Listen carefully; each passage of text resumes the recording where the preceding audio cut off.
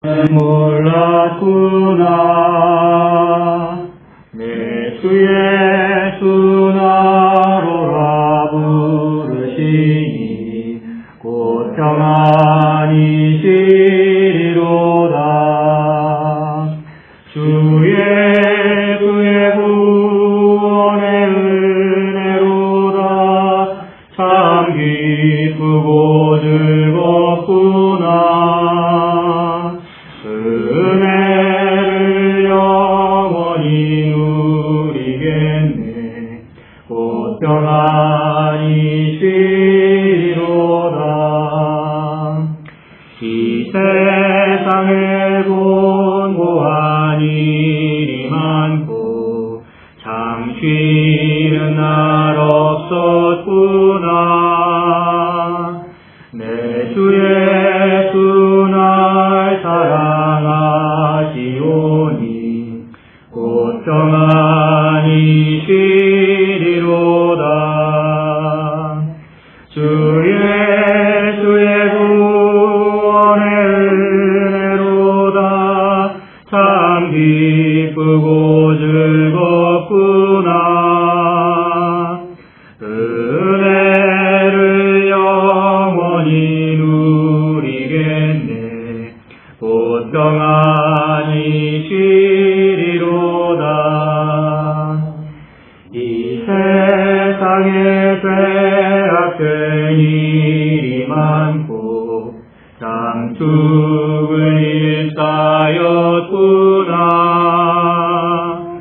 내 주 예수 날 건져주시오니 곧 평안히 쉬리로다. 주 예수의 구원의 은혜로다. 참 기쁘고 즐겁구나. 은혜를 영원히 누리겠네. 곧 평안히 쉬리로다. 아멘. 말씀 보겠습니다. 누가복음 2장을 읽어보겠습니다.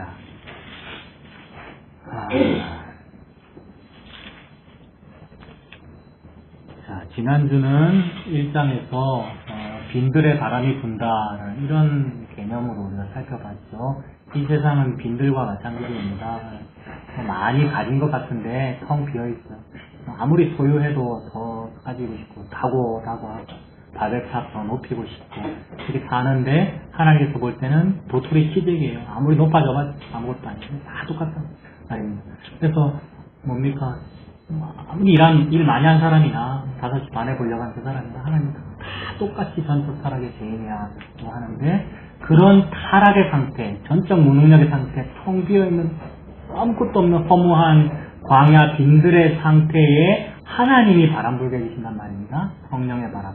하나님께서 성령의 루아흐, 성령의 바람 불게 해주셔서 하나님이 이루신 유일한 하나님의 사건이 예수 그리스도의 탄생입니다. 그러므로 세례 요한의 탄생이 주인공이 아닌 거죠. 그래서 세례 요한도 자신을 낮추면서 나는 쇠하여야 하겠고 그는 흥하여야 하리라고 예수를 높였고 그러므로 광야에 부는 바람은 예수 그리스도를 등장시키는 하나님의 바람이었습니다. 그래서 예수님이 이제 태어나셨죠. 태어나는 그 일이 준비되었죠. 태어나는 이야기입니다. 그래서 빈들의 바람이 분다라는 그 말도 우리에게 이렇게 한숨 쉬면서 됐구나, 괜찮구나 라는 이것을 주고요. 오늘 룸프 디미티스라는 이 주제도 끝났구나. 예수가 있으니 이제는 고통이 끝났구나 말입니다. 예수가 있으니 나에게 안심. 이런 의미입니다. 자, 그 예수를 어떻게 소개합니까? 2장 1절에 보니까 그때 가이사 아구스토가 영을 내려 천하로 다 호적하라 하였습니다. 다시 1장을 잠깐 리마인드 해보면 1장 5절에 유대의 왕이 누구였죠? 1장 5절에 헤롯이었습니다. 유대의 왕이 헤롯인가요?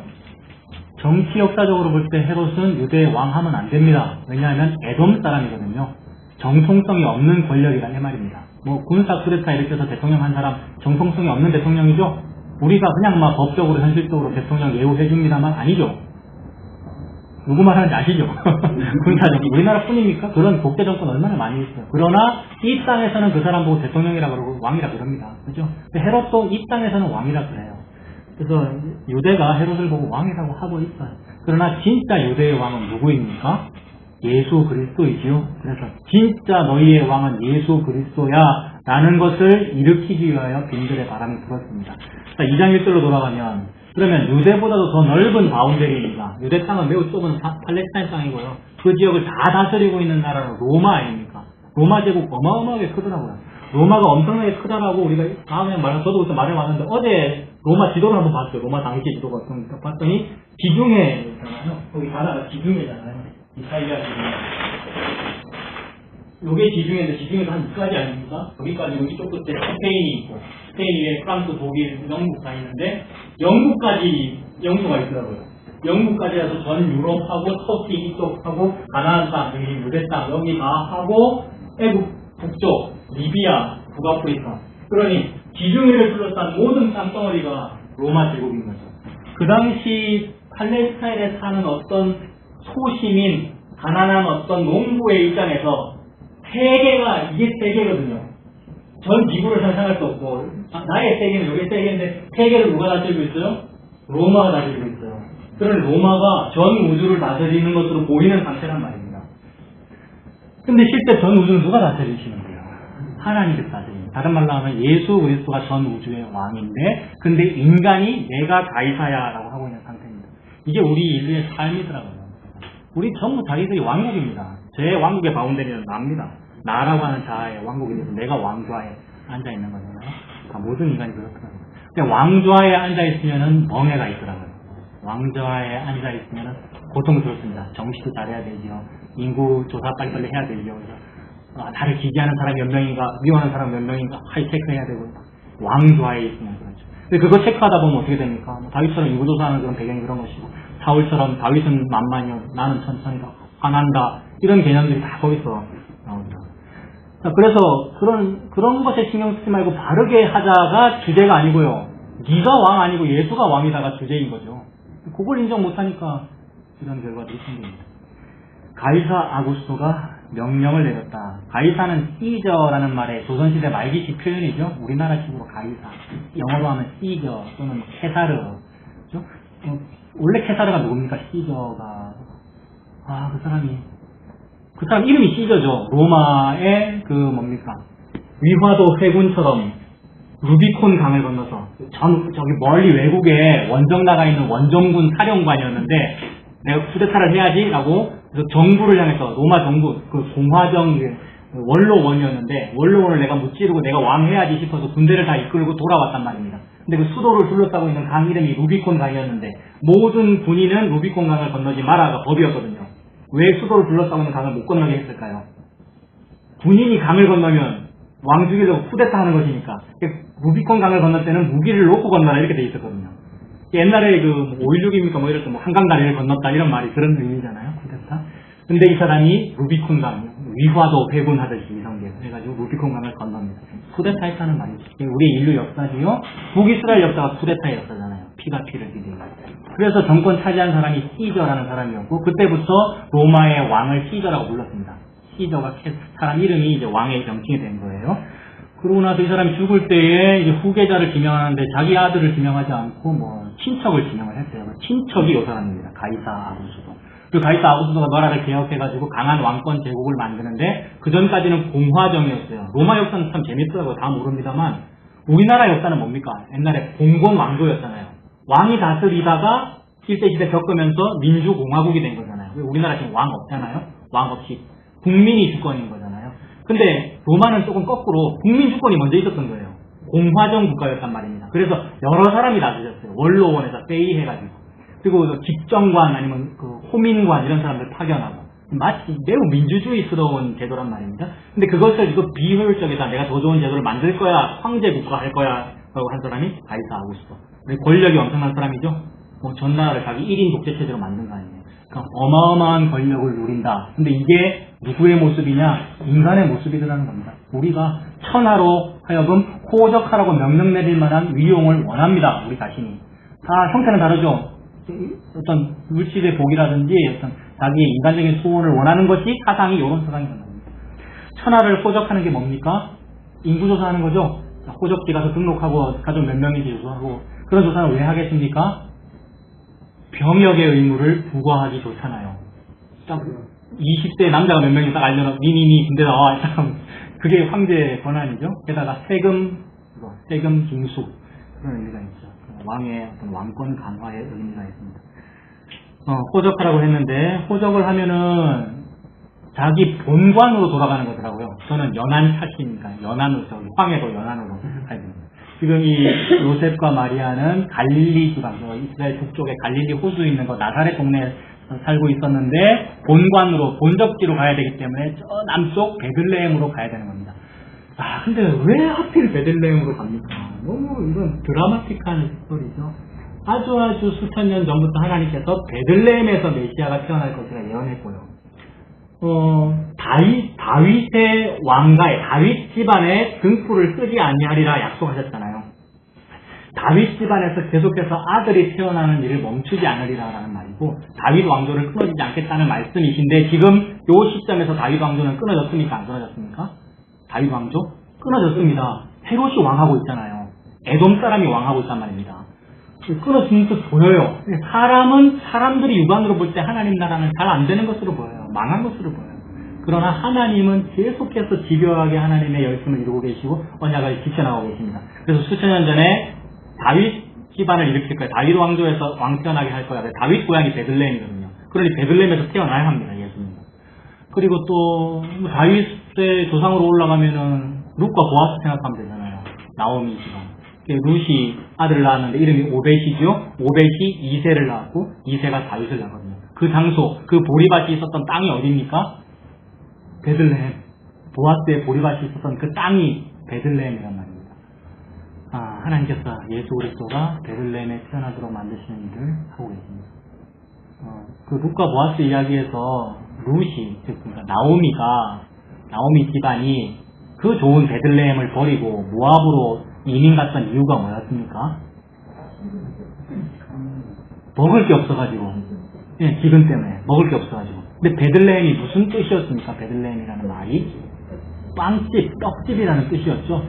보리빵이 많아야 되는 집이란 말이에요. 베들레헴은 보리 농사 잘 돼야 되는 집. 근데 농사가 안 돼요. 그런데 수개월 보통의 시간이 수년 흐른 뒤에 남편 중 아들 다 죽었죠. 그런 뒤에 소문을 가만히 들어보니 베들레헴에 보리가 풍년이 들었다라는 소문이 들린 겁니다. 베들레헴에 먹을 게 있다는 소문이 들린 것이 빈들의 바람이 분 겁니다. 지난주 이야기하고 같고요. 그 베들레헴에 드디어 먹을 게 있대라고 싶어서 그 먹을 것을 향하여 찾고 그 먹을 것을 입에 넣고 배가 부르면 무슨 말 하면 되겠습니까? 눈코 진지치 싸움 된다. 그렇게 연결되는 겁니다. 배부르다 이 말입니다. 드디어 나에게 안식이 찾아왔다. 예수님이 베들레헴에 태어나면 인류에게 안식인 겁니다. 사람에게는 부귀영화가 많아야 되는 것이 아니라 예수가 있어야 안식이라는 것을 하나님이 제시하고 계시는 것이죠. 그래서 집요하셔요. 베들레헴에서 태어나게 만드시고요. 그래서 가이사 아우구스토를 사용하시는 거예요. 그러니 가이사 아우구스토의 명령이 호적하게 한 겁니까? 아니면 누가 호적하게 한 겁니까? 결국 하나님이 하신 거죠. 하나님이 우주를 움직이고 계시네요. 가이사 아우구스토 사용해서 인구조사 하라고 하셔서 일부러 요셉 마리아를 베들레헴으로 이동하게 하십니다. 2절에 이 호적은 퀴레니우스라는 로마 사람이 수리아 지방의 총독이 되었을 때에 처음 한 것이라고 기록하고 있습니다. 지금 누가가 기록하고 있잖아요. 의사인 누가가 매우 역사적 사료를 기록하듯이 사람 인물 쓰고 이렇게 하면은 신빙성 있잖아요. 역사 사료. 그러면 AD 몇 년에 있었던 무슨 일이라고 지금 기록하고 있는 거란 말입니다. 구레뇨가 수리아 총독 되었을 때라고 하니까 아주 역사적인 사실이죠. 수리아라는 지방은 이 가나안 땅, 이스라엘 땅보다 쪽이거든요. 수리아가 시리아이고 시리아와 비슷한 말이 아수르란 말이에요. 아수르, 아시리아 비슷한 말이고 이 지역이 시리아인데 가이사 아우구스토가 식민지의 총독을 파견하죠. 일제가 우리나라 광화문에다가 조선 총독부 세웠잖아요. 총독을 파견하는 날입니다. 일본 사람 총독을 파견해서 그 땅을 다스리게 하는 거잖아요. 그러니까 로마 황제가 로마 사람 총독 구레뇨를 수리아에 파견해가지고 수리아 밑에 있는 유대도 다스리게 한 겁니다. 그때 이제 인구조사를 했는데 2절 끝부분에 처음 한 것이라는 말을 보니까 두 번째 한 것도 있겠다 이렇게 볼 수 있습니다. 나중에 사도행전을 보면 나오는데 사도행전 누가 기록합니까? 누가 기록하죠? 같은 맥락으로 기록하고 있는 거예요. 사도행전은 두 번째 인구로서 한 것이 나오거든요. 그러니까 이때는 처음에 한 것이고 나중에 두 번째 한 것이 아니야. 누가가 지금 일관성 있게 시간 순서로 기록하고 있다는 걸 볼 수 있습니다. 3절에 모든 사람이 호적과 각각 고향으로 돌아가네 요셉도 다윗집 족속이므로 갈릴리 나사렛 동네에서 유대를 향하여 어디 갑니까? 베들레헴이라 하는 누구의 동네입니까?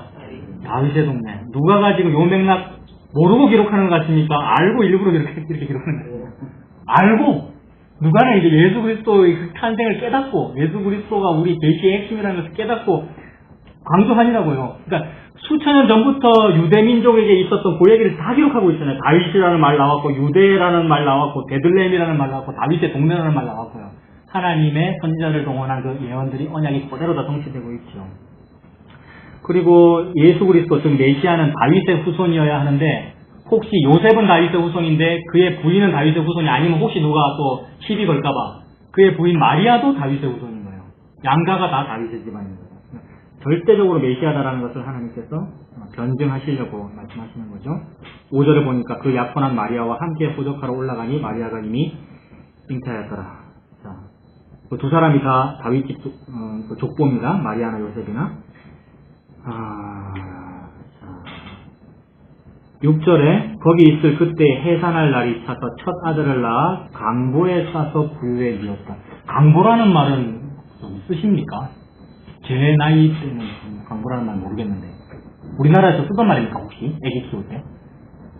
하여튼 조선시대 말기 때 이제 이런 말을 번역을 했으니까 찾아보니까 천조각이더라고요. 긴 천조각. 긴 천조각을 가지고 신생아를 이렇게 묶어둔다고 하네요. 신생아 팔다리가 막 이렇게 되면 안 되니까 이렇게 만들기 위해서 천으로 이제 덮었다라는 의미가 되겠죠. 강보로 싸서 어디에 뉘었습니까? 구유에 뉘었습니다. 구유는 말 밥그릇이죠. 소 여물통 아닙니까? 사관에 있을 곳이 없어서 여관에 있을 곳이 없어서 편안한 자리에 머리 둘 곳도 없어서 짐승 밥그릇에 예수 그리스도가 뉘었다라는 것이 우리 인류의 상황이죠. 왕이 태어나는데 왕으로 인정하지 않습니다. 왕은 여전히 헤롯이고 황제는 여전히 가이사고요. 그러나 하나님은 역설적으로 증명하고 계십니다. 니들이 보기에 참 보암직하지 않고 먹음직하지 않은 상태, 즉 꺼끌꺼끌한 십자가의 상태, 즉 안 받아들여지는 짐승의 밥그릇의 상태, 거기 계신 분이 너희들 왕이야. 이렇게 말씀합니다. 자, 8절에 그 지역의 목자들이 밤에 밖에서 자기 양떼를 지키고 있는데 천사가 나타나서 환상 중에 말씀해 주었죠. 목자들이 밤에 밖에서 양떼를 지키면서 목양하면서 지새우는 계절은 봄이래요. 유대 농경 사회 풍습에서 5월경이래요. 봄. 그러면 크리스마스는 언제입니까? 그러면 빨리 이거 종교개혁하고 5월을 성탄절로 만들어야 되겠죠. 그 얘기가 아닌 거죠. 네, 그 얘기가 아니고요. 성탄절 그냥 12월 계속 해도 됩니다. 우리는 언제가 기쁜 명절입니까? 우리에게 예수 그리스도가 있으면 매일이 명절이죠. 예수 그리스도가 내게 있으면 그게 빈들에 바라본 거잖아요. 그게 눈코 재밌어. 다 이뤘다. 근데 예수님 이미 다 이뤘다 했으니까 우리는 매일이 매일이 주일이구나. 매일이 부활절이구나. 매일이 성탄절 이렇게 됩니다. 자, 추정하건대 5월경이겠다 싶다는 겁니다. 한 번 더 리마인드하면 근데 왜 12월로 만들었어요? 이 교회들이? 이 중세교회, 이 고대교회가 왜 12월로 만들어버렸어요? 예, 그것도 있습니다. 예수 중심이라고 말은 하고 싶으니까, 로마 국교로 기독교가 공인되고 나서 누구나 다 말은, 나 예수 믿습니다. 나 교회 다닙니다. 이렇게 한단 말입니다. 이게 아까 그 독일의 상태란 말이에요. 불교인이 없잖아요. 전부 다 기독교인인 상태잖아요. 그래서 누구나 다 말을 해야 되니까, 맞아, 우리나라가 예수 중심이어야 돼. 달렸고 예수 중심이어야 돼. 그러면 예수의 시작이 언제야? 잉태된 그 태아가 예수의 시작이야. 잉태 언제 됐어? 3월 25일에 됐어. 그래? 3월 25일을 1월 1일이라고 해. 이렇게 한 겁니다. 신년을 예수 잉태일로 맞춘 거예요. 누구를 높이기 위해서? 예수를 높이기 위해서 한 행동인데, 근데 굳이 필요한 행동입니까? 종교는 제도화해서 예수를 높이고 싶어 해요. 제도화하고 규칙으로 정해서 뭐가 잘 되기를 원한다고요. 그런 것을 크리스 팬덤이라고 그럽니다. 크라이스트, 예수라는 뜻이 그리스도라는 뜻이고 팬덤은 킹덤을 말하거든요. 크리스텐덤, 예수 그리스도의 왕국을 이루고 싶다고요. 근데 예수 그리스도의 왕국은 눈에 보이는 형태가 아니거든요. 근데 눈에 보이는 형태로 예수 그리스도의 왕국을 만들고 싶어요. 제가 여러분들에게 눈에 보이는 예수 그리스도의 왕국으로서의 화목교회를 만들고 싶으면 어떻게 하면 되겠습니까? 제도화하면 돼요. 직분에 따라서 이 정도 되시면 헌금 이만큼 하시고요. 이 정도는 이만큼 하시고요. 또는 교회 출석, 교회 청소 이런 걸 뭐 어떻게 이렇게 제도화로 정해버리면 잘 돌아가잖아요. 요거를 군대에서는 잘합니다. 군대에서는 그렇게 해야 돼요. 그래 군대가 잘 돌아갈 거 아닙니까? 이게 중앙 집권적인 시스템하고 관련이 있죠.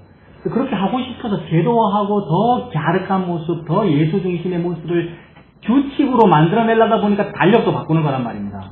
그래서 신년을 예수 잉태일로 맞추다 보니까 그게 3월 25일이 되어버렸고 그때로부터 9개월을 딱 계산을 하니까 12월 25일이 되더라는 거예요.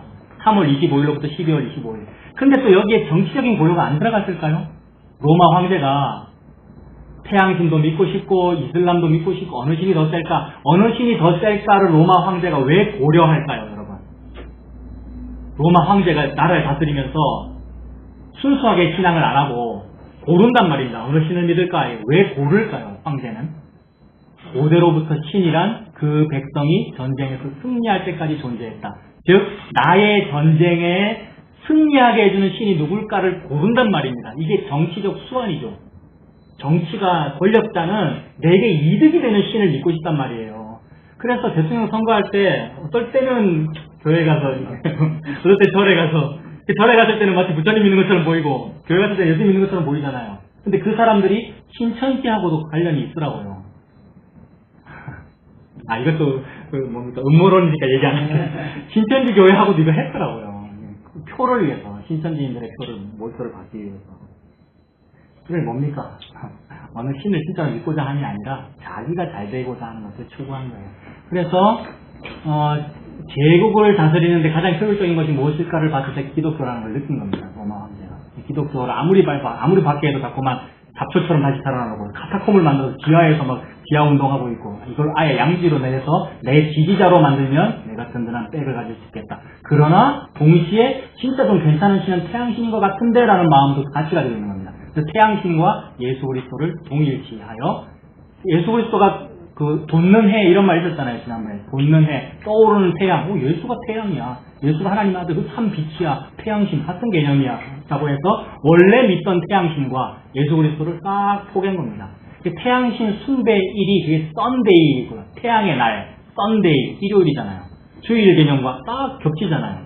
어느 것이 먼저 있었냐 이거 굳이 따질 필요는 없습니다. 우리 주일이 먼저 있으면 나중에 썬데이로 쓴 거야 이렇게 봐도 되고 썬데이가 먼저 있었는데 이렇게 해서 다 상관없습니다. 근데 지금 썬데이잖아요. 썬데이잖아요. 영어로. 한글로는 뭡니까? 한자어로는. 일요일 무슨 뜻인데요? 태양신의 날이에요. 일요일.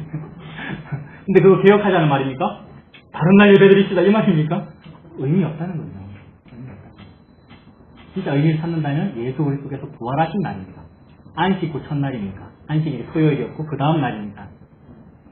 아무튼 자기 욕심으로 기독교를 국교화했단 말입니다. 그래서 12월 25일이 크리스마스가 되어버렸고 또 백성들은 좋아하죠. 산타클로스 선물 주고받고 얼마나 또 백화점 장사 잘 되고 모든 기업들은 자기가 기독교 안 믿는데도 크리스마스 좋아합니다. 크리스마스만 되면 뭐라 그래요? 하늘의 영광 땅에는 평화 이러면서 CF 다 나오고요. 불교는 안 그래요? 불교 절에 가면은 크리스마스 날 플랜카드 뭐 붙어 있습니까? 하늘의 영광 땅에는 평화 우리는 종족 간의 평화를 원합니다. 인간은 다 똑같더라고요. 크리스마스 그렇고요. 8절에 목자들이 밤에 임재를 지키는데 5월경 아마 봄일 것이다 이렇게 보고요. 9절 주의 사자가 곁에 서고 주의 영광이 저들을 두루 비춤에 크게 무서워하는지라. 전 인류가 아무도 이 가치 없어 보이는 말 밥그릇에 태어난 이 아기를 보고 왕이라 안 하는데 누구는 이분을 왕이라 하냐면 하나님은 왕이라고 하고 있어요. 사실 그러면 끝난 거죠. 하나님이 왕이라면 끝난 거예요. 근데 사람들은 안 받아들여요. 하나님은 왕이라 하고 있다라는 것을 어떻게 드러내냐면 9절에 천군 천사를 동원합니다. 주의 사자가 천군 천사가 곁에 섰고 주의 영광이 그 중 막 휘황찬란하게 임재했습니다. 말로 형용할 수 없는 상황이죠. 초자연적인 현상이고 주의 영광, 하나님께서 이가 내 아들이다라는 것을 증명하시는 것이죠. 그를 부르짖습니다. 자, 하나님의 영광이 이렇게 현현했습니다. 그러면 육신을 가진 인간은 어떤 감정이 들죠? 9절에 하나님의 영광이 드러났어요. 그럼 인간은 어떻게 됩니까? 9절 뒷부분 보니까 크게 무서워합니다. 이게 인간의 정상적인 감정이고 정상적인 반응입니다. 하나님을 만났다 이러면 막 두려워 떨어요. 죽을 것 같고. 근데 기독교 역사에서 너무나도 쉽게 신에게 접근합니다. 우리 인류가. 너무나도 쉽게 신을 쉽게 부르고요. 기도할 때마다 함부로 부를 수 있고 함부로 응답이 자주 왔다고 간증들을 하잖아요. 응답이 자주 왔다는 간증은 모식적으로 표현하면 신을 만났다라는 말이거든요. 그러면 사실 신을 만났으면 죽었어야 해요. 신을 만나서 제가 죽었습니다라는 고백이 기독교의 참된 고백입니다. 그런 고백이 희박하더라고요. 신을 만났어 나는 죽었습니다라는 말이 곧 이사야가 6장에서 하나님 만났을 때 화로다 나여 망하게 되었다라는 입술을 가리는 상태. 입술을 가리는 상태는 문둥병자를 의미하는 거잖아요. 문둥병자는 저주 중에 저주입니다. 나는 저주받은 게 맞아요가 고백됩니다. 언제요? 예수님 만나면. 내가 진짜 기도했을 때 기도가 응답이 이루어졌다라면 저는 웃으면서 죽게만 맞아요가 되는 거란 말입니다. 베드로도 그런 고백한 적이 있죠. 예수님 만났을 때에 저를 떠나십시오. 저는 죄인입니다. 라는 고백. 이게 정상적인 우리의 반응이에요. 자, 지금 목동들이 하찮은 목동들은 이걸 해요. 그러니까 하찮은 목동들은 놀라운 신학을 하든지 아니면 교황이라든지 목사님이라든지 어떤 자기 권력이 있는 사람은 이걸 잘 안 하는 것 같은데 이름 없는 목동은 예수 그리스도의 현현 앞에 하나님의 증명 앞에 크게 두려워 무서워합니다. 예. 구약의 사상. 구약의 그 하나님 전장이 그렇죠. 예. 그렇죠. 그것도 맞죠. 하나님의 속성을 설명하는 것이죠. 그래서 하나님의 속성을 설명한 것인데 그것이 이제 예수 그리스도로 연결되면서 마치 그것을 극복하는 힘이 예수인 것처럼 예수 믿으면 이제는 안 무서워 라는 식으로 이용해 먹고 있으면 하나님의 그 속성을 위배하고 있단 말입니다. 하나님의 속성을 너무나 무시한 나머지 예수 믿는 것을 마치 라이센스처럼 취득한 것처럼 근데 예수라고 하는 보호막이 내게 있으면 나는 뭐 하나님도 마음대로 내가 불러도 돼 라는 식으로 그런 식으로 하나님 즉 예수님을 믿으면 뭐가 되느냐 하면 고대의 신이 된단 말입니다. 나라고 하는 전쟁이 승리할 때까지만 존재하는 신이란 말입니다. 그래서 나 잘 되려고 예수 부르는 거잖아요. 나 잘 되려고 하나님 부르는 것이고요. 그 앞에서 죽으려고는 안 하는 거죠. 그 앞에서 전쟁에서 패배하려고는 안 한단 말입니다. 전쟁에서 승리할 때까지만 승리하게 해주는 게 신이니까. 그래서 이기는 거죠. 누구의 이름으로? 예수의 이름으로. 예수님이라는 경건이라는 그 이름도 동원하더라는 겁니다. 자기 입을 위해서. 그래서 경건을 이익의 방도로 사용하는 탐심이죠. 예. 원래 하나님의 속성은 접근 불가능이죠. 신의 산에서도 돌로 침을 당하리라 함을 견디지 못하리라. 감히 접근할 수 없다. 이것이 너무나 무서움과 동시에 또한 복음이 되기도 합니다. 왜냐하면 그만큼 무섭기 때문에 나는 못 가는데 접근 불가능한데 단 하나의 유일한 희망이 있으니 그것이 예수 그리스도의 십자가더라. 그러면 그 십자가는 누가 만들었는가? 내가 아래에서 위로 못 만들었다. 위에서 아래로 내려왔다. 그게 야곱의 사닥다리잖아요. 그런 의미로는 희망이 되는데 이 과정을 생략하더라는 겁니다. 야곱의 돌베개라는 이 과정을 생략하잖아요. 왜냐하면 복이 좋으니까 빨리 부활로 가고 싶고 빨리 부흥으로 가고 싶으니까 예수 십자가를 생략했다는 거예요. 자, 그래서 크게 무서워하고 있을 때에 무섭게 하는 것이 하나님의 본심은 아닌 거죠. 예수님이라고 하는 평안함을 주고 싶은 거니까. 그래서 10절에 천사가 이르되 뭐라 그럽니까? 무서워하지 말아라. 두려워하지 말아라. 내가 너와 함께 함이니라 라는 말씀과 같죠. 무서워하지 말아라. 보라, 내가 온 백성에게 미칠 큰 기쁨의 좋은 소식을 너희에게 전하노라. 여기서 복음이라는 말이 나오는 거잖아요. 큰 기쁨의 좋은 소식. 좋다, 복되다 라는 말이고 소식, 소음, 소리, 복음 그 말이잖아요. 그래서 복음을 전한다. 즉 예수 그리스도가 복음이다 이 말이죠. 11절 오늘 다윗의 동네에 너희를 위하여 구주가 나셨으니 곧 그리스도 주시니라. 너희가 가서 강보에 쌓여 구유에 미어있는 아기를 보리니 이것이 너희에게 표적이니라. 자, 이쪽 산부인과에서 애 태어났고 여기 집에서 애 태어났고 여기는 딸이 태어났고 저기는 아들이 태어났고 막 태어났는데 그 중에서 누가 메시아일지 표적이 있어야 이게 메시아는 이렇게 알 거 아닙니까? 뭘 보면 알 수 있습니까? 구유에 있는 아기를 보면 강보에 쌓여가지고 초라하게 가이사의 황궁에 있지 않고요. 유다 헤롯의 왕궁에 있지 않고 구유에 있고 또 수도 서울에 있지 아니하고 촌동네 베들레헴에 외면당하고 있는 어떤 동네 외곽의 마구간의 그 동굴입니다. 동굴 같은 그런 상태를 말합니다. 거기에 밥그릇에 있는 것을 보면 그가 메시아인 것이라는 표적이다. 낮아짐의 의미죠. 성육신의 의미가 낮아짐의 의미고 십자가의 의미잖아요. 위에서 아래로 내려온 상태를 말하잖아요. 근데 메시아 기다리는 사람들이 다 이런 거 기다렸을까요, 여러분? 메시아 기다리는 어떤 신학자들이 이렇게 태어날 거 알고 있었어요. 좀 이렇게 베들레헴에서 태어날 거라는 것도 알고 있었고 뭔가 고난받는 종이라는 것도 알고 있었단 말입니다. 이사야서에 고난받는 종이라고 나타나 있거든요, 메시아가. 그래서 신학을 정직하게 하면은 그런 것을 알고 있으나 말은 그렇게 하나 겉으로 바랄 때는 어떻게 바랬어요?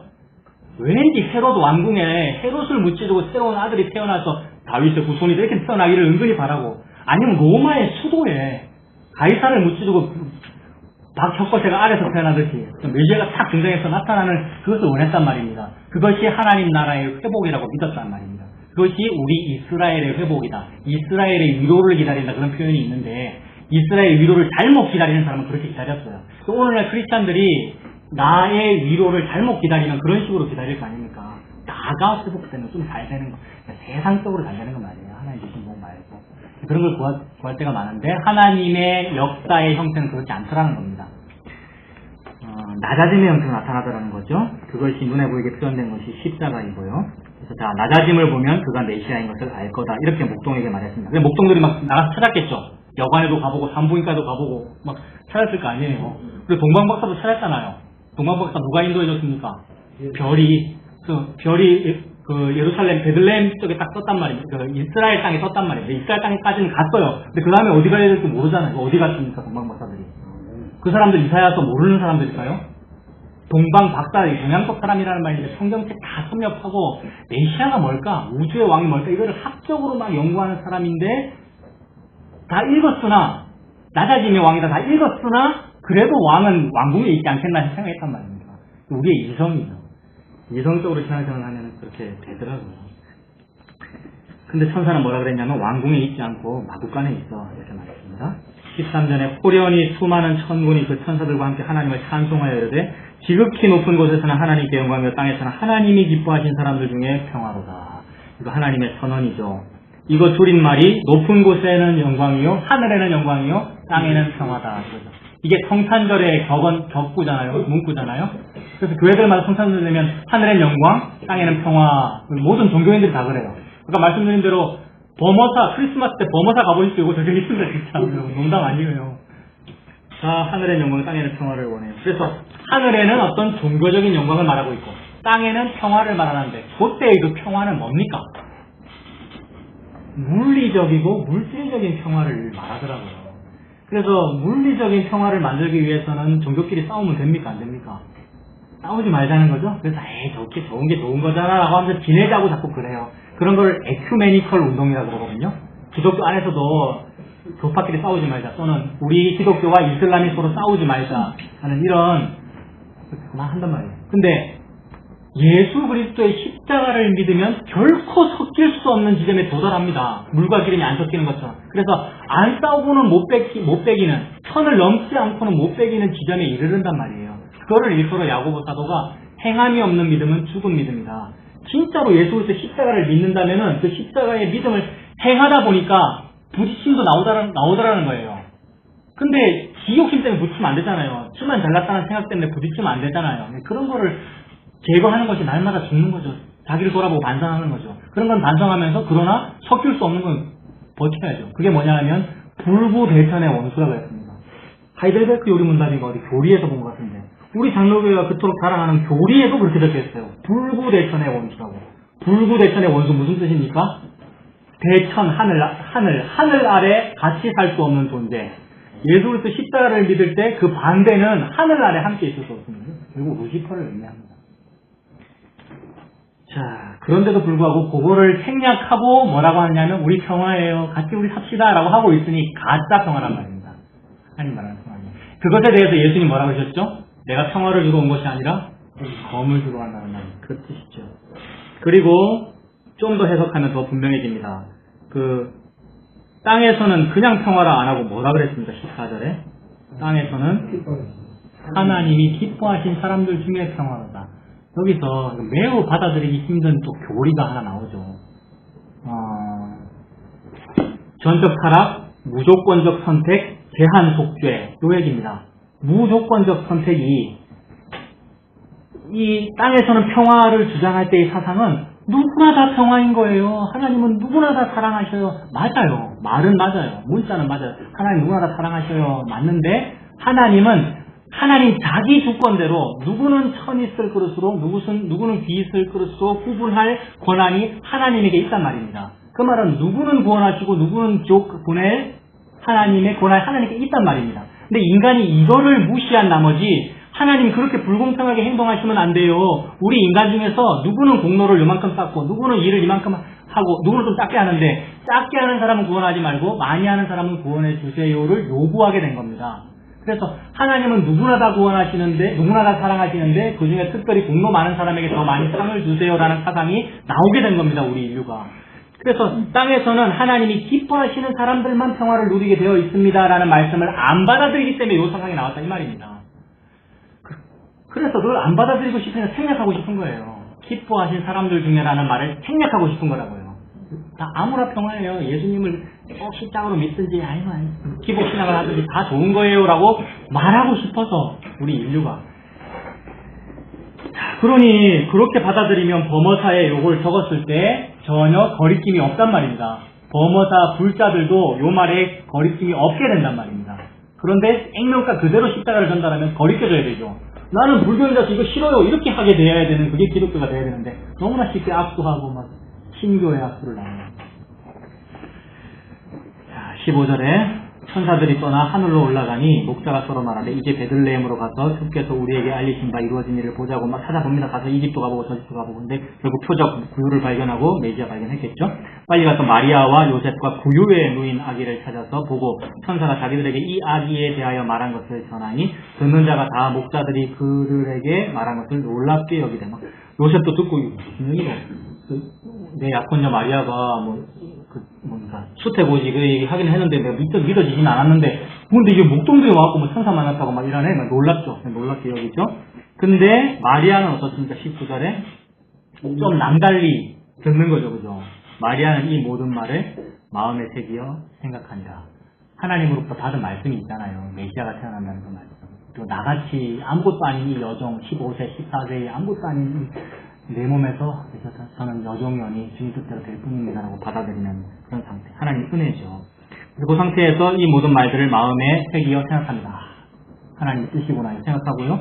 이런 상태, 하나님이 특별히 그 사람을 선택하여 하나님의 일을 하는 어떤 상태 때문에 그 말을 마음에 두어 생각하는 스토리들이 종종 있죠. 이제 요셉이 형들 앞에서 막 꿈자랑하고 내가 막 이런 꿈을 꿨어. 얼마나 철이 없습니까? 그런 얘기 안 해야 되는데 형들한테. 형들은 막 시기 질투하고 하고 있는데 아버지가 들을 때도 기가 차죠. 아버지는 요셉 사랑해요. 자기가 진짜 사랑하는 정실 부인의 자식이니까. 11번째 아들이지만 아버지가 볼 땐 장남이란 말입니다. 요셉이. 그래서 내 아들 요셉이 또 먹을 거 많이 주고 일부러 채색 옷도 막 입히고 있는데 그래도 그런 얘기는 좀 안 했으면 좋겠는데 형들 질투하니까 얘기한단 말입니다. 그때 거기 기록되어 있기를 아버지는 그 말을 마음에 두었더라. 그런 같은 느낌. 마리아는 그 마음을 마음에 두었더라. 그럽니다. 20절에 그래서 그런 마음을 마음에 두면 그 결과가 뭐라는 말입니까? 마음을 두게 하신 분이 하나님이고 그래서 무슨 일이 벌어진다는 말입니까? 야곱의 험악한 인생 앞으로 살아가면서 그 사랑했던 요셉도 죽고 그러다가 결국 그 우여곡절과 고통을 통하여 예수 그리스도 십자가 이루어지는구나가 발견된 겁니다. 하나님의 구속사가 발견된 겁니다. 야곱의 인생에. 마리아에게도 마찬가지잖아요. 자, 20절에 목자들은 자기들에게 이르던 바와 같이 듣고 본 그 모든 것으로 인하여 하나님께 영광을 돌리고 찬송하며 돌아다니라. 이거는 좀 역설법입니다. 이름 없는 목동은 천한 직업이거든요. 이름 없는 거지 같은 사람들은 예수를 왕으로 여기는데 황제는 여기지 않더라. 고귀한 사람들은 여기지 않더라. 그리고 동방박사는 무슨 의미입니까? 선민이 아닌 할례 없는 저 동쪽의 페르시아 사람은 수천 킬로를 찾아와서 예수를 왕이라고 하는데 유대인은 왕이라고 안 하고 오히려 유아 학살을 하더라라는 얘기입니다. 이거 똑같은 스토리죠. 니누의 사람들은 요나의 건성의 설교에 아멘 하는데 내 백성은 안 믿더라. 그 다음에 스바 요한 같은 이야기죠. 지금 누구 믿으라는 것을 역설적으로 말하고 계시는 겁니까? 예수 믿으라는 얘기를 정죄를 통하여 너 좀 제발 예수 믿어라는 얘기를 하나님은 이렇게 하고 계시는 겁니다. 21절 할례할 8일이 되면 남자아이 8일째 되면 할례 포경수술 하지요. 유대인들의 율법입니다. 8일이 되면 그 이름을 예수라고 하니 곧 잉태하기 전에 천사가 지정한 대로 하나님 주신 대로 예수라고 이름 지었습니다. 예수라는 이름 뜻이 뭡니까? 구원한다 라는 뜻이죠. 사람들은 누가 구원해 주기를 바랬죠? 왕궁에서 태어나는 어떤 왕족이 구원해 주길 바랬어요. 아니면 가이사가 좀 우리에게 문화 통치를 해주기를, 아니면 헤롯이 좀 우리나라 경제 부흥을 시켜주기를. 근데 구원자는 누구였어요? 마구간에 태어난 어린애 예수였습니다. 22절 모세의 법대로 정결 예식의 날이 차매 아기를 데리고 예루살렘에 올라갑니다. 여자는 아이 낳으면 정결 예식을 치러야 했습니다. 율법이었습니다. 남자 아이 낳으면 33일 만에, 여자 아이 낳으면 66일 만에. 좀 남존여비죠. 여자 낳으면 부정하다고 여긴 거예요. 66일이나 지나야지 여자가 정상으로 돌아온다 이렇게 봤던 거예요. 어떤 태반, 이렇게 몸의 생물학적인 기능 이것이 정상으로 돌아온다고 봤던 겁니다. 33일 지나서 정결하는 예식이 제사 드려야 돼요. 예배당부터 성전에 가가지고 예루살렘에 올라갔습니다. 이는 주의 율법에 쓴 바 첫 해에 처음 난 남자마다 주의 거룩한 자라 하리라 한 대로 아기를 주께 드리려고 간 겁니다. 장남은 하나님 거다 이 뜻입니다. 장남은 하나님 거다라는 말을 하나님 하신 이유는 예수님이 하나님이다라는 것을 결국 보여주기 위한 그림자였어요. 근데 이 그림자가 모든 민족에게 이렇게 흘러가고 풍속이 되어서 다 장남 좋아해요. 막 장자권, 그다음에 뭡니까? 우리 집안에 기둥 제사 모실 사람, 재산 2배로 더 주고, 또 이 율법도 재산 2배로 줬습니다, 장자에게. 그러나 다 죽는 거잖아요. 인간 장자 다 죽는 겁니다. 그 6월절의 의미이고요. 결국 참된 장자이신 예수 그리스도께서 십자가에서 죽으신다. 그 일을 하나님께서 하시죠. 자, 그래서 하나님 거니까 하나님이 죽입니다. 태어나자마자 지금 하나님께 드렸잖아요. 장자니까. 하나님께 드렸고 하나님이 하나님 것을 죽이십니다. 이 6월절입니다. 아기를 죽게 드리고 24절 또 주의 율법에 말씀하신 대로 산비둘기 한 쌍이나 혹은 어린 뒷비둘기 둘로 제사하려고 그랬어요. 요셉과 마리아가 예수님 안고 가가지고 비둘기 2마리 가지고 제사하려고 했어요. 근데 부잣집은 비둘기 가지고 제사 안 하거든요. 소나 양을 드리는데 가난한 사람만 비둘기 가지고 왔는데, 그러니까 요셉 마리아가 어떤 거예요 지금? 다윗의 후손인데도 불구하고 목수 집안이고 가난한 사람이에요. 그 가난한 사람에게 가난한 목동이 찾아왔을 거예요. 계속해서 십자가의 이미지입니다. 낮아진 이미지. 비둘기들로 소박하게 제사 드렸는데 그때의 25절에 예루살렘에 시므온이라고 하는 사람이 있으니 이 사람은 의롭고 경건하여 이스라엘의 위로를 기다리는 자라. 성령이 그 위에 계시더라. 놀라운 표현입니다. 시므온이 특별히 착한 사람일까요? 예수 그리스도 구속사적 관점에서 인간은 다 동일합니다. 그죠? 그래서 노아도 똑같이 죄인인데 뭐가 은혜입니까? 하나님이 도와보고 의롭다고 해주신 것이 은혜이죠. 시므온도 우리와 성경이 똑같은 사람인데 하나님이 그에게 성령으로 머물게 하신 것이 은혜입니다. 그래서 이런 사람은 어떻게 되느냐 하면 그런 걸 보통 교회 전통에서는 기도의 사람이다, 기도의 할아버지, 기도의 할머니 이렇게 하는 권사님, 장로님 그런 훌륭하신 분 많죠. 교회에. 맞아요. 좋은 전통 맞는데 왜곡될 때가 많아서 경계하는 것이죠. 그러니까 시므온은 왜곡되지 않았어요. 시므온은 참된 하나님의 성령이 그 위에 머물러 있어서 참된 이스라엘의 위로를 기다리고 있었습니다. 아까 사람들은 어떤 이스라엘의 위로를 기다렸습니까? 우리나라에 빨리 혁명가 메시아가 오셔야 돼. 빨리 저 헤롯 대왕을 무찌를 만한 왕이 막 출생설화, 탄생설화, 밥 섞어서의 아래서 탄생 이거잖아요. 탄생설화를 일으키며 멋지게 등장하여 우리나라를 빨리 유대 왕국으로 부흥시켜야 돼. 요걸 기다리고 있는데 그걸 보고 이스라엘의 위로라고 생각하고 있는데 시므온도 내심 그런 걸 좀 기다리긴 하지만 그러나 그건 아니야를 생각했습니다. 참된 우리 이스라엘의 회복이 있을 것인데 그것은 참된 메시아인데 참된 메시아는 이사야서에 기록된 대로 고난받는 종의 형태로 나타나는 것인데 낮아짐의 형태로 나타나는 그러나 하나님의 아들이 그분이 없을까? 그분 한번 보면 나 이제 죽을 수 있는데 이 마음의 상태란 말입니다. 100세 가까이 된 할아버지로 보거든요. 아주 나이 많은 할아버지입니다. 죽을 날이 얼마 안 남았는데 아직 안 들리는 거예요. 광야에 바람 부는 소리가. 예수님이 왔다는, 메시아가 왔다는 소리가 안 들리는데 그 애타게 매일 기도하는 사람입니다. 철야 기도하고 교회에서 성전했어요. 늘 기다리고 있는 그런 사람인 거예요. 하나님은 이 사람이 진심이라는 것을 알아요. 의롭고 경건하여 있어 위로를 기다리는데 그가 평소에 받은 말씀이 26절 그가 주의 그리스도를 보기 전에 그리스도는 헬라 말이고 유대 말로 하면 히브리 말로 하면 메시아입니다. 메시아를 보기 전에는 죽지 아니하리라라는 성령의 계시를 받았어요, 평소에. 그래서 메시아 한번 보고 죽는 게 소원인 거지요. 27절 성령의 감동으로 성전에 들어가매 마침 부모가 율법의 관례대로 행하고자 하여 그 아기 예수를 데리고 오는지라. 그때 시므온 이 할아버지가 선지자 또는 대제사장의 입장에서 그 아기 내가 한번 알아보자 라고 하면서 딱 볼 때에 성령의 감동으로 뭐라는 걸 알았어요? 메시아라는 걸 알았어요. 소원 성취죠. 일생일대의 소원 성취. 메시아 보고 죽는 게 소원이었단 말입니다. 그래서 얼마나 울었을 거예요. 막 벅차오르는 감동이었을 거예요. 요게 이제 감동이라는 말이죠, 여러분. 부국 감동과 경제 부흥을 보고 위로라 그랬는데, 그거 일어나면 막 사람들이 태극기를 흔들고 만세를 부르는데, 그게 감동이 아니고, 어느 한 사람에게 예수 그리스도가 온 것이 감격이란 말입니다. 그때 그게 진짜 위로를 얻는 겁니다, 안식이. 이게 군대 제대하는 상태를 말하면, 저는 군대 제대하는 용어가 너무 좋거든요. 군대 제대할 때 우리 중대원들이 2열로 쫙 조열해서 이 박수 아십니까?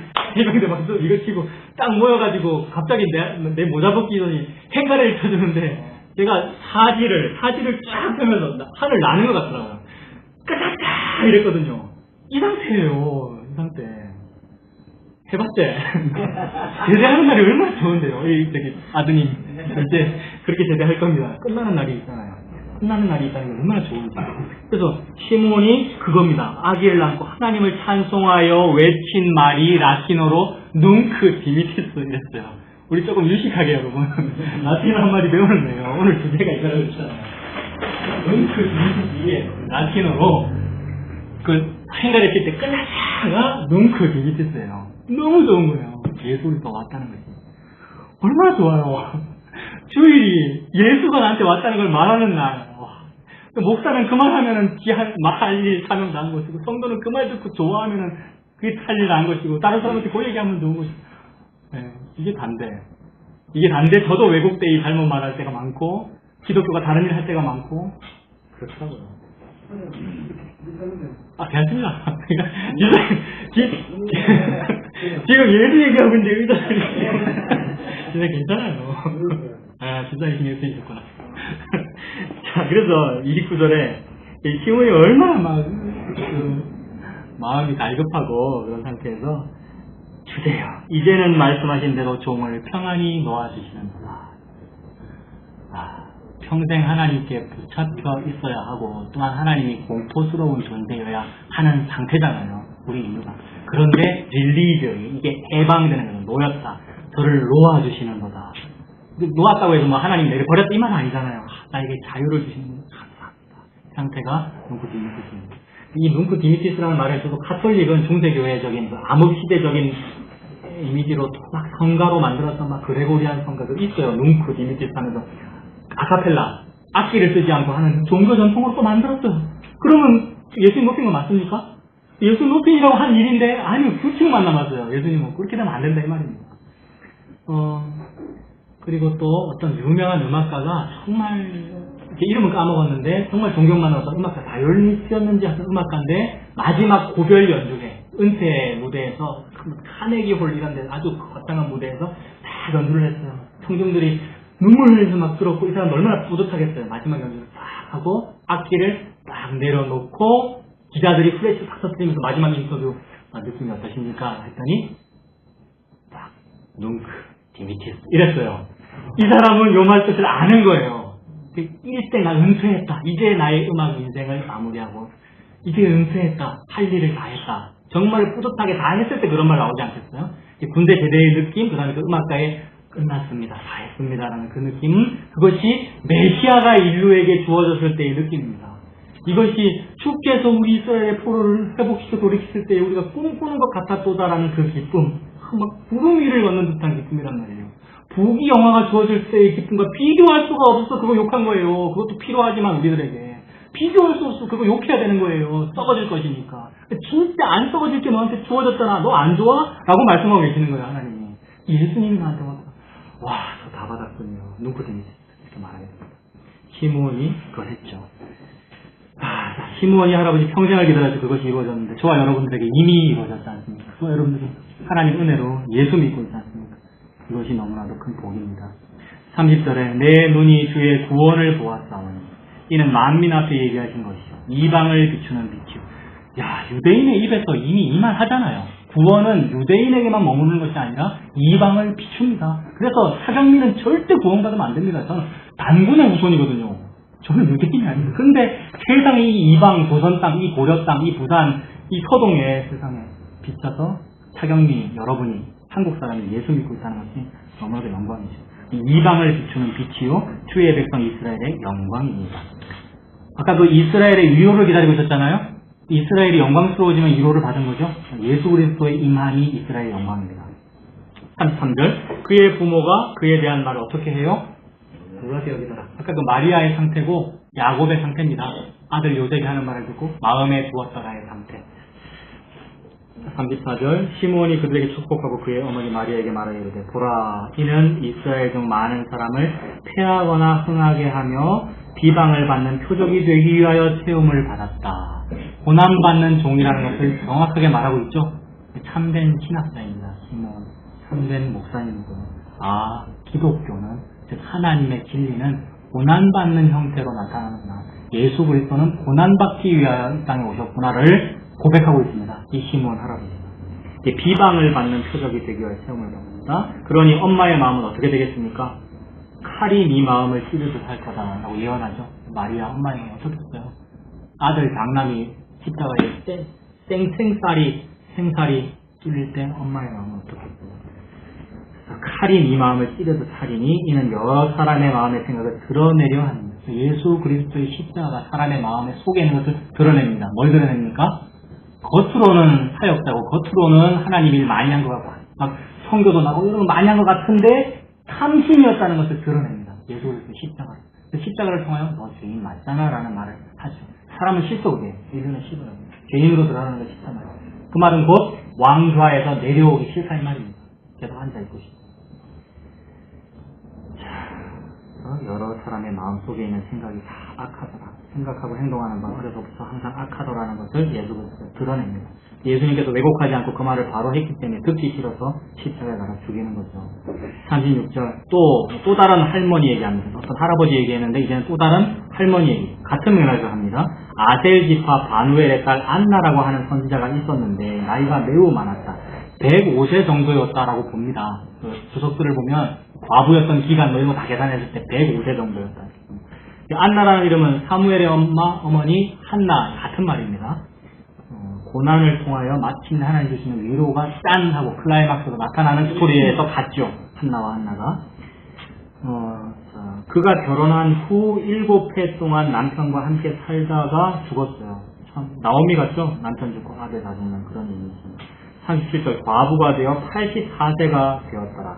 이 사람이 과부 되기 전 기간까지 다 합해서 이제 105세쯤 됐다 이 말입니다. 사람이 성전을 떠나지 아니하고 주야로 금식하며 기도함으로 섬기더니 마침 이때에 나와서 하나님께 감사하고 뭐라고 말합니까? 예루살렘의 속량을 바라는 모든 사람에게 그에 대하여 말하니라. 예수 그리스도가 여기 보면 이 예수라는 이 아이가 예루살렘 이스라엘의 속량이야 이렇게 말했습니다. 그 아이가 뭔데요? 왕족도 아니고 족보로는 왕족이라 하나 그거 누가 왕족으로 인정해 줍니까? 목수의 아들인데. 게다가 갈릴리 나사렛이 본가고 태어난 곳은 베들레헴 마구간이고 아무도 왕이라 인정 안 하고 왕은 헤롯이라고 그러고 왕은 황제는 가이사라고 하고 있는 상태에서 이 할머니는 아는 거예요. 시므온과 마찬가지 마음으로. 이 아이가 이스라엘의 구원자다. 속량이다. 그리고 속량의 또 다른 그 설명은 잘 듣습니다. 여러분이 속량을 받으려면 여러분 대신해서 뭐 다른 게 대신 가야 돼요.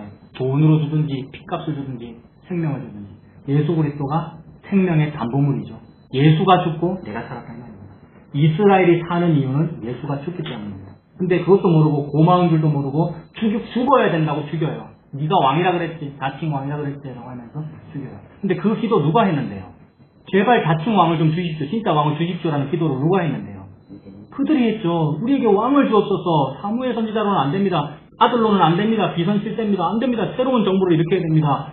우리에게 왕을 주십시오. 그래서 하나님께서 왕을 주셔서 결국 궁극적으로 주신 왕이 요 아들이란 말입니다. 예수. 왕으로 딱 줬더니 내가 언제 이런 거 달라 그랬습니까? 그런 거 달라 그랬어요. 사람들은요. 우리는 그거 달라 그랬어요. 다른 단어로. 돈 좀 주세요라는 이런 단어로 달리 기도했단 말이에요. 근데 하나님은 너 돈 필요하구나. 자, 예수 줬단 말입니다. 그게 싫다는 거죠. 자, 그러나 시므온과 이 안나 할머니는 그걸 알았어요. 예루살렘의 속량이다. 이것이 이스라엘의 위로다.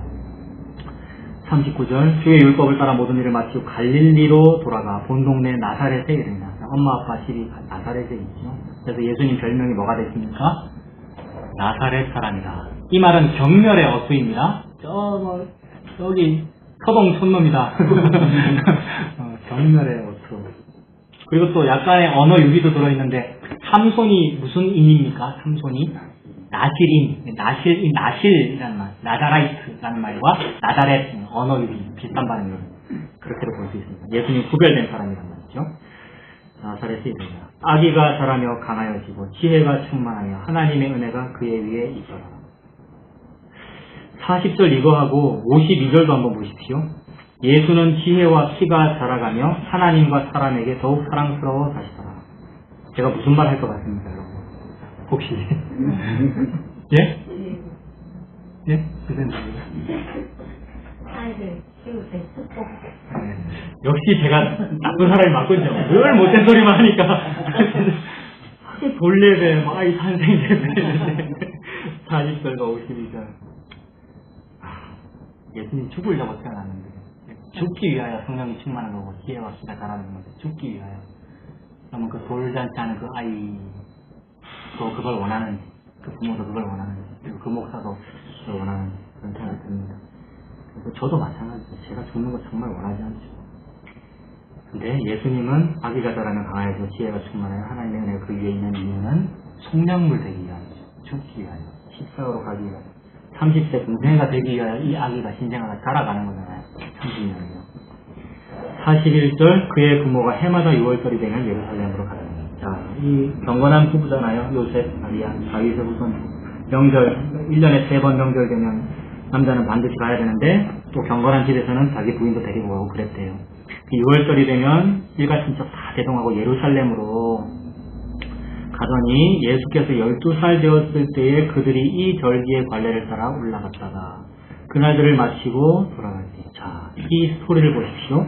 6월절 되면 예루살렘으로 가야 됩니다. 근데 이 지방민들, 시골, 촌 동네에 살고 있던 사람들이 그 먼 거리를 예루살렘까지 몇 개월을 걸어서 갑니다. 어떤 마음으로 갑니까?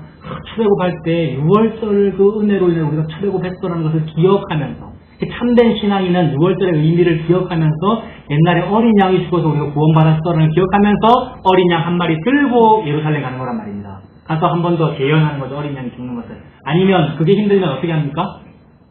빈손으로 가서 돈 들고 가가지고 거기서 사죠. 근데 또 그 제도를 또 악용하죠. 재물 살 때 또 프리미엄 붙일 거 아니에요. 그러다가 또 좋은 재물을 안 하고 절름발이 재물을 값 더 얹어가지고 이거 사라고 막 하고. 그거를 하는 사람들이 제사장 권력자들이었고요. 그게 전통이 된 사람들이 사두개인들이었고. 사두개인들의 세계는 당연히 성전을 중심으로 상권이 형성되게끔 되어 있습니다. 근데 이 말을 아픔으로 들어야 되잖아요. 우리도 그렇다고 봐야 되잖아요. 근데 왜 욕을 하느냐고 하면 안타깝습니다. 그 욕먹어 쌉니다. 상권이 형성돼 있어요, 실제로. 안 그렇습니까? 종교권 안에 상권 형성돼 있지 않나요? 성지 순례지마다 다 기념품 팔던데요. 네. 우리 다른 교회는 주로 얘기하면 이제 계속 얘기 안 해야 되는데. 네. 식당이 있다고 하네. 식당요. 네. 사서 사는 식당. 네. 술라는 바로. 아. 6층에 7층 예. 한식하고는 팔려. 예. 면이 쫙 푸시나요. 그 안에. 멀티플렉스처럼 되어 있습니다. 네. 카페도 있고. 식당 하더라고요. 예. 필요한 주의사 이래놓고. 예. 그래서 뭐 하면 안 되느냐라고 반론을 제기하면 할 말은 없지만 그 안에 결국 탐심도 들어있더라는 거죠. 예수 그리스도 십자가만으로 교회 운영이 충분히 가능한데 굳이 거기다가 편의점도 수용하고 플렉시스토입니다. 뭐 백화점식으로 운영하는 것이 진짜 예수 그리스도 십자가를 드러내기 위함이었는가 아니면 다른 무언가가 있는가 볼 때 다른 무언가가 있다고 하나님은 말씀하시니 탐심이 들어있는 겁니다. 그런 식으로 6월절도 왜곡되어가지고 그래서 상권이 형성되는 겁니다. 멀리서부터 소나 양을 끌고 오려면 힘드시니까 돈만 들고 와서 사세요. 근데 그 나사렛에 있는 양보다 이 수도 서울에 있는 양은 조금 비쌉니다. 이런 식으로 되니 상권이 형성되더라 이 말입니다. 지금 요셉과 마리아 양 가지고 가고 있겠죠? 가난한 집이면 뭐 비둘기 가지고 갈 수도 있습니다만 또 대명절이니까 이번엔 한번 양 해보자 이런 식으로 양을 가지고 갈 수도 있고 또는 가서 사자라고 하면서 돈을 준비하고 가고 있는데 사실 지금 이 나사렛에서 출발한 이 무리 속에 진짜 어린 양이 있다는 겁니다. 몇 살짜리 어린 양, 12살짜리 어린 양이요. 예수 그리스도죠. 하나님은 제가 못나서 그래. 자기애가 있으면 우는 거예요. 설교자가 우는 거 믿으면 안 돼요.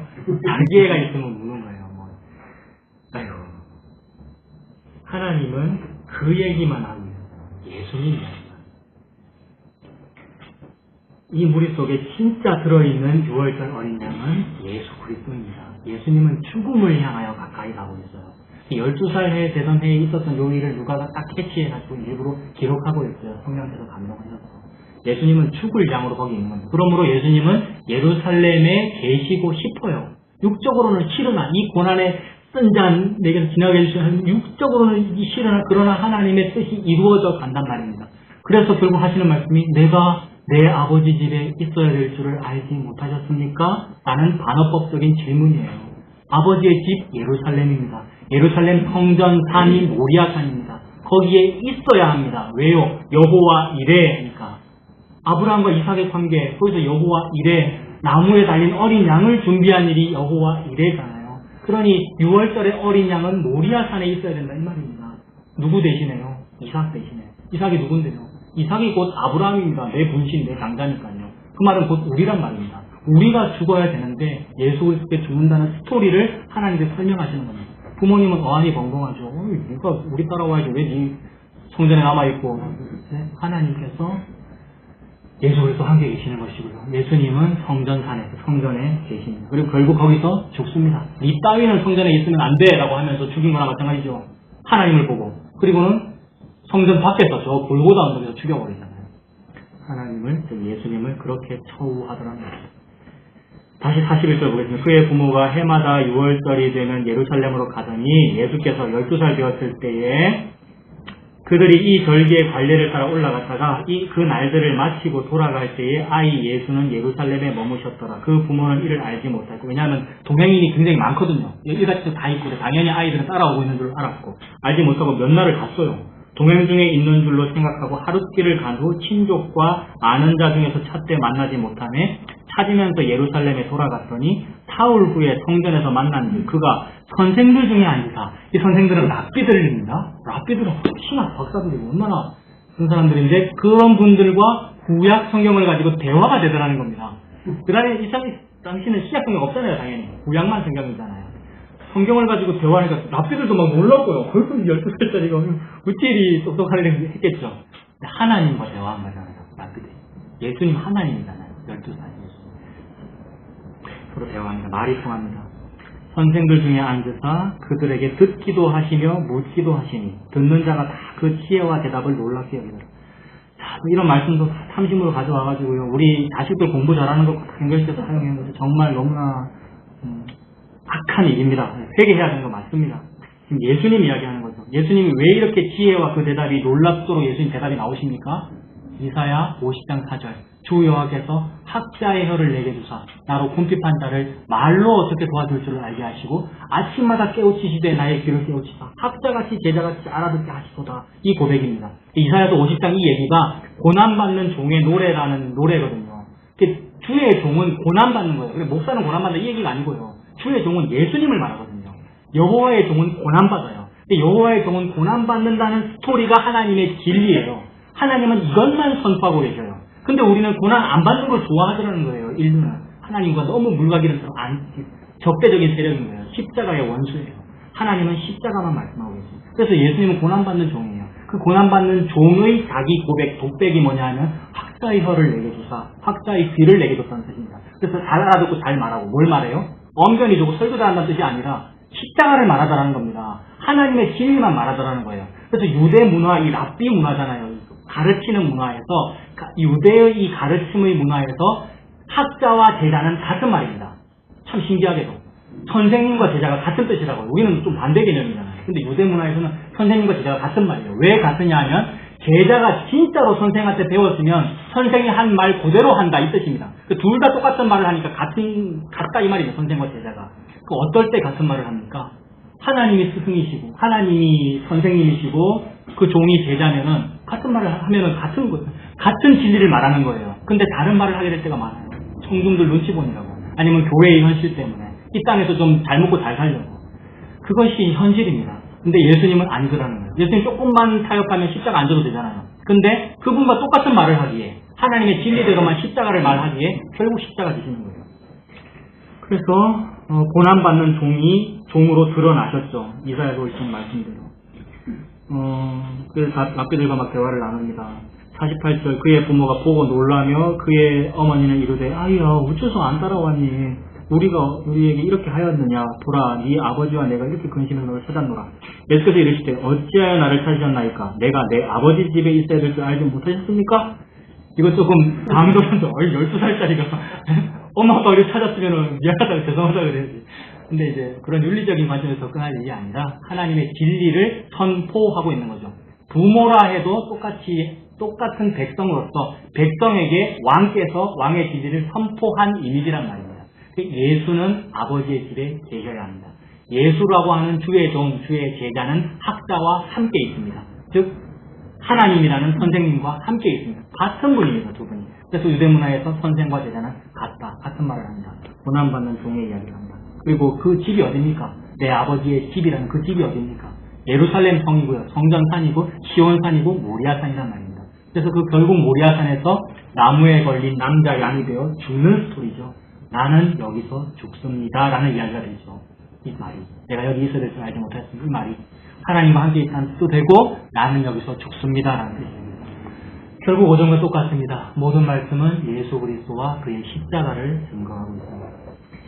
50절 사람들은 깨닫지 못하죠. 우리도 마찬가지고요. 어찌 알겠습니까? 그 부모가 그가 하신 말씀을 깨닫지 못하더라. 51절 예수께서 함께 내려가서 나사렛에 이르러 순종하여 받으시더라. 그냥 못된 아이 아니죠?